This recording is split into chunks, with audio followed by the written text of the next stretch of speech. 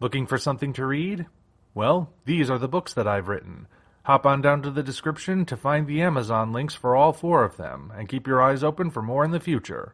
With that said, on to the video. Hello ladies and gentlemen, I am the Omni Viewer, curator of all things odd and obscure. You never know what you'll find when you come to this channel, especially when Halloween rolls around.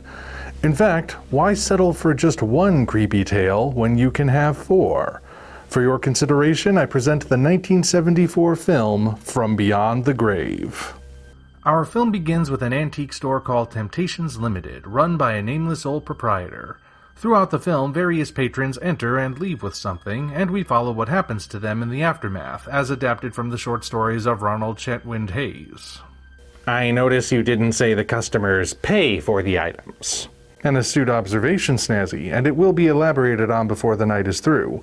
Since this is an anthology film, though, I think it's prudent to look at each segment individually before stepping back to get a sense of the bigger picture. And will there be spoilers? A few, yes, so I recommend watching the movie first to avoid them if you're so inclined. Otherwise, it's full steam ahead. Since it makes the most sense to begin at the beginning, I'm starting with the man in the mirror.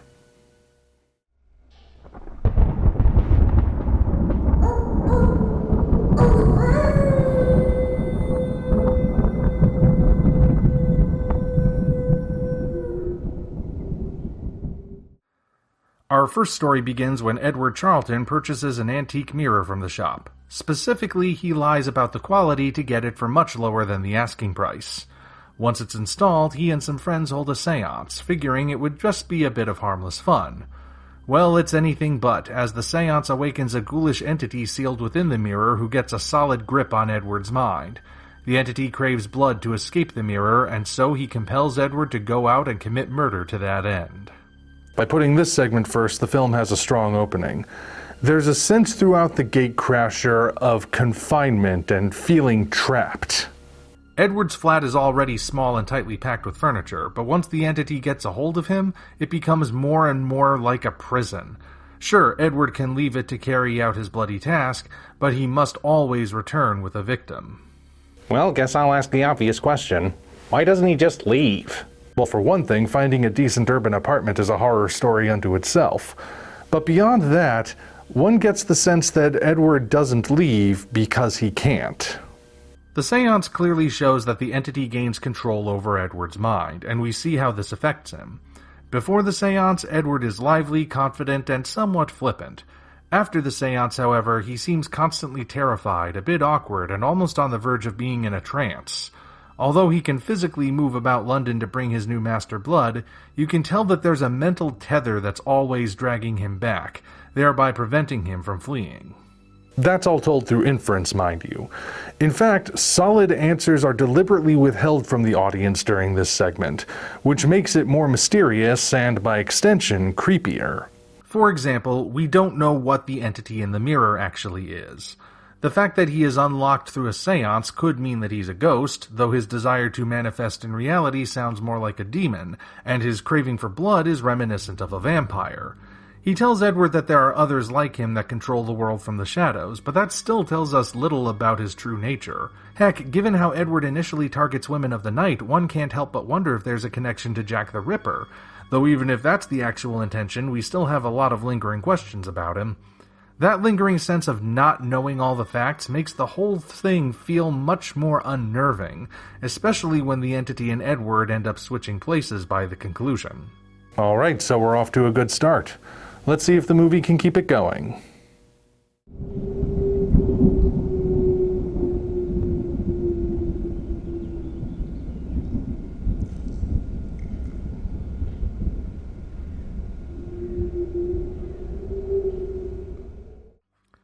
Meet Christopher Lowe.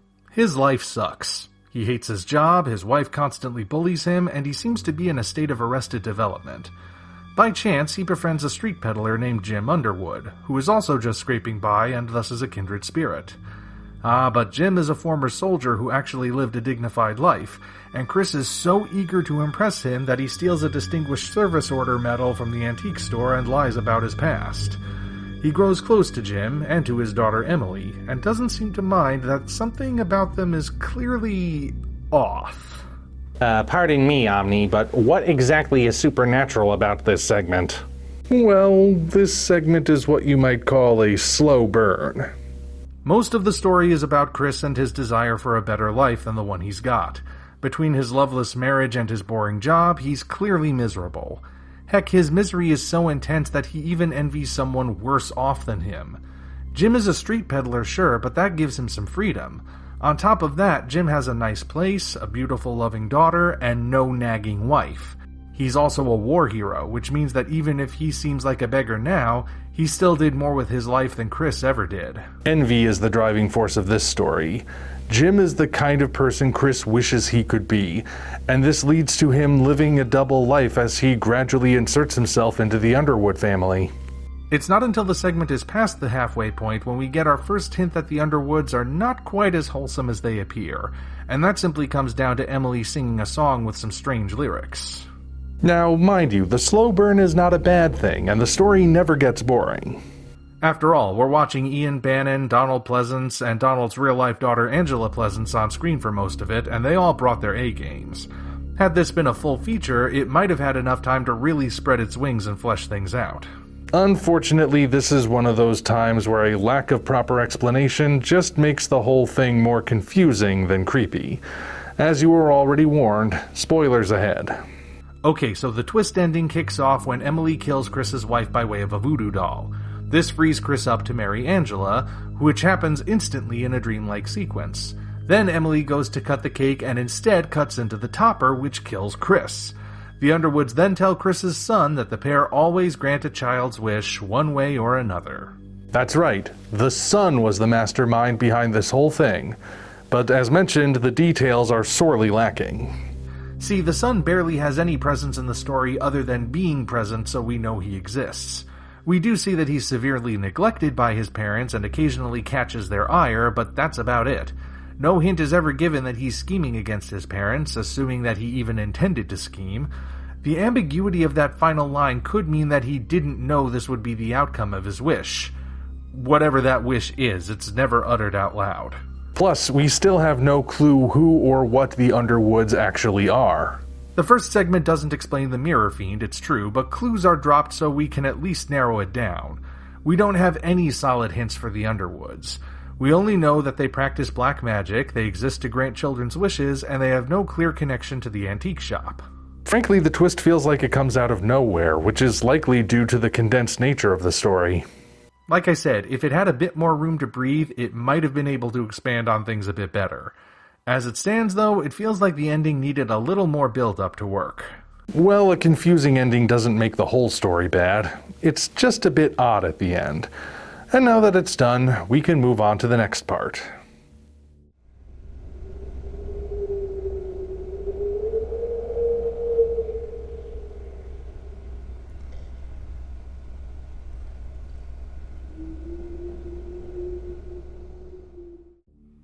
After switching price tags on a pair of snuff boxes when he thinks the proprietor isn't looking, Reggie Warren takes the train home, where he has a strange woman say this to him. There's an elemental on your shoulder. I just gotta pause here and say that is the best line delivery in the whole film. Your job now, denizens of the internet, is to meme the heck out of it. Anyway, this is Madame Orloff, a psychic who tells Warren that a demon has embedded itself in his shoulder and gives him her business card, warning him that there will be trouble if the imp isn't removed. Warren doesn't believe her until he gets home, and inexplicable things start to happen. Good thing he has Madame Orloff's number, right? As you can tell, this segment is a bit lighter than the other ones, and that's largely due to Diana Dore's performance as Madame Orloff.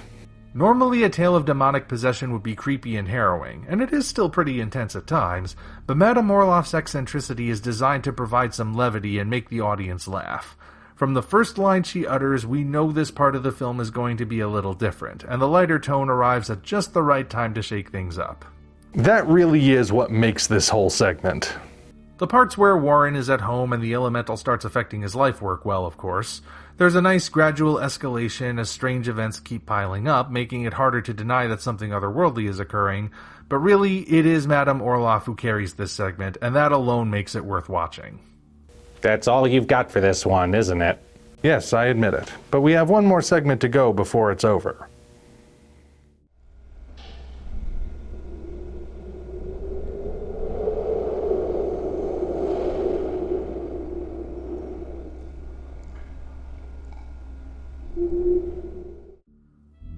Writer William Seaton enters Temptations Limited and spends all his cash on an elaborate antique door.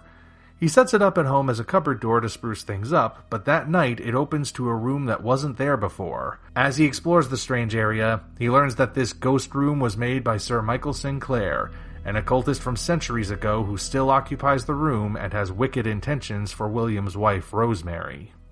Now this one is cool. Here we have an antique door that, when installed, leads to a pocket dimension comprised of a single room, in which lurks the wicked man who made it possible. It's the atmosphere that really drives this section. William's journeys into the ghost room are nightmarish in nature, intentionally so, since we're not meant to be sure it's really happening at first. Nothing dangerous even needs to happen for the room to be eerie. Just the idea that a room that wasn't there before could appear behind a door is freaky enough. Imagine not being able to trust the layout of your own home, or the thought of thinking that the room behind the door might not be the one you knew was there before. That is pretty unsettling. The surreal nature of it is enhanced by the soft blue lighting, the Gothic architecture, and the uncertainty of whether there's anything beyond its windows or not. The revelation that the designer is still occupying the room and that he's not a friendly neighbor just adds to what's already there. It makes for a strong ending to the overall anthology. Pardon me for breaking in again, Omni, but you haven't said much about Peter Cushing and his shop in this video. Do those bridging segments actually amount to anything? Now that's where we need to step back and take a look at the overall film.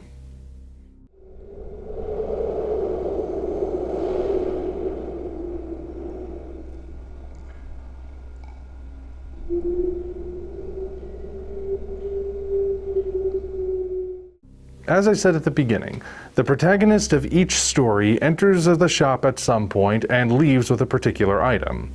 Now you would think there would be a direct connection between those items and the supernatural events which occur, but that's not always the case. We know for certain that the first and final segments are set in motion by items from the store. Edward buys a mirror containing the soul of something that might be Jack the Ripper or a vampire, while William buys a door that opens to a spectral room occupied by a depraved alchemist. Those two stories occur because they visit the shop, but that's not so much the case with the other two stories. In an act of kindness, Chris doesn't enter the shop to steal the metal until midway through, at which point events have already been set in motion. As for Warren, you would think the elemental latches onto him because it was attached to the snuff box, but Madame Morof tells him it likely came from a tunnel in which the little buggers flourish. In these segments, there is no obvious connection. Perhaps there's more to it than meets the eye? Perhaps there is, Snazzy, which means we ought to determine if there is a common thread connecting everyone who encounters the proprietor. Well, they all enter the shop, that's for sure. And they each leave with something, and none of them pay full price for the items. Feels like we need more details. And provided I shall. Snazzy is right, of course. None of the patrons who enter Temptations Limited pay full price for the items they leave with. But there is a twist. Edward lies his way into a lower price by claiming that the mirror was restored and thus not a true antique. Chris attempts a legal purchase, but when he's not allowed to leave with the metal on the spot, he steals it. Warren switches price tags on snuff boxes so he can get a nicer one for cheap. Each of these men are dishonest, and they each suffer dire fates when their tale concludes. The curious thing is that the proprietor knows what they're doing, but he neither confronts them nor tries to stop them. He plays the role of the harmless, senile old man who can easily be tricked, and when people try, he lets them and leaves them to their fates. Each time a segment ends, we find him staring at an old Gothic cross ornament with a look of disappointment on his face, as if he too saw what happened to them. But William is different. The door costs £50, that's just over $60 to us Yankees, but he's only got $40 on him, which is all of his cash. The proprietor agrees to this lower price, then wanders off to write a receipt, leaving the cash register open and the money exposed. William has the time and the opportunity to take the bills back, and although he's clearly tempted to, he doesn't. The proprietor cuts him a discount, so William keeps his end of the bargain, and thus ends up being the only protagonist who survives and gets a happy ending. Perhaps one more detail is necessary to tie this all together. Between segments, a burglar is scoping out the shop, but he doesn't make his move until the last story is over. At that point, he swipes some antique guns the proprietor has just loaded and attempts his robbery, only to find that the proprietor is eerily calm and bulletproof. He meets his fate by falling into a prone Iron Maiden, which leads the proprietor to say, "The love of money is the root of all evil." So this whole thing is supposed to be a commentary on greed? I don't know if that really holds up. Most of the stories have nothing to do with greed at all. But as we established, it might not be that simple. Perhaps it's not specifically about greed, but generally about evil itself. The first three patrons are willing to be dishonest in a way that, to them, seems minor. But just that minor act of wrongdoing opens the door for greater evil that eventually leads to their undoing. William remains honest, and although evil literally comes tapping at his door, he is able to repel it. The line at the end is based on a well-known saying, of course, but getting hung up on the specifics of that could lead you to miss the bigger picture, which is that even a mild act of wickedness can still have far-reaching consequences. Now that you mention it, there's another way to look at it that dawns on me. What William has that the other guys lack is integrity. The proprietor tests everyone who enters, and the first three guys fail spectacularly. They each lie, cheat, and steal, while William makes an agreement and sticks to it. Essentially, the first three patrons of the shop sacrifice their integrity for stuff they don't even need, which means their integrity was worthless from the word go. The man who does have integrity, on the other hand, can overcome when evil comes knocking. That's the working theory at any rate. And not a bad one either. As you can see, there are layers to this film, and that makes it very interesting. I'll be honest, I don't always like anthology movies because I find them to be uneven viewing experiences. From Beyond the Grave, however, is pretty consistent from start to finish, and everything ties together by the end, both thematically and narratively. Plus, it has Peter Cushing in it, and he's always a delight to watch. Until such time as we meet again, this is the Omni Viewer signing off.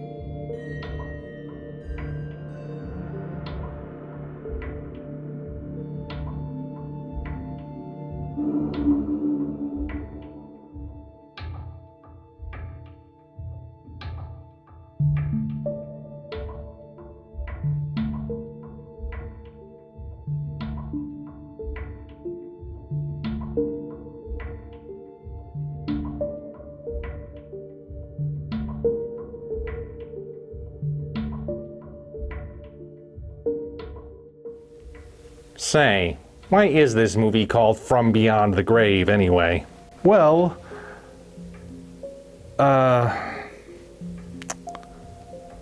honestly, I don't know. But you have to admit, it does grab your attention. Thank you all for watching. If you want to see us keep doing what we're doing, you might consider doing all the usual YouTube things, as well as hopping down to the description to find links to DeviantArt, Patreon, Twitter, and links for the different books in the Tales from the Omni Vault universe. Your support is naturally appreciated. Thank you for watching, and we'll see you next time.